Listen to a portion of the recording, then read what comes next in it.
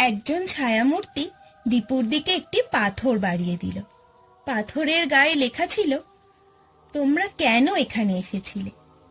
দীপু কাপা গলায় বলল, আমরা বাজি ধরেছিলাম, শ্বাসে সাহস দেখাতে এসেছিলাম। কিছুক্ষণ নীরবতা। তারপর বাতিটা আবার জ্বলে উঠল। পথের চিহ্ন ফুটে উঠল মাটিতে। সুজনও ধীরে ধীরে উঠে দাঁড়ালো। তার গায়ে কাটা দাগের মতো কিছু দাগ পড়ে গেছে। কিন্তু পথ দেখেই তারা দৌড়াতে শুরু করলো। দৌড়াতে দৌড়াতে একসময় তারা সেই পুরনো দরজার সামনে এসে পৌঁছালো। দরজা খুলতেই তারা সূর্যের আলো দেখতে পেল। দীপু সুজন ঝাঁপিয়ে পড়ল বাইরের জগতে। দম ফেলতে ফেলতে তারা পিছনে তাকালো। বাড়িটার দরজায় তখন লেখা ফুটে উঠছিল, আলো দেখে আসা সহজ, আলো ছেড়ে ফেরা কঠিন। দীপু সুজন সেই বাড়ির পথ কখনো আর মাড়ায়নি। কিন্তু সন্ধ্যার সময়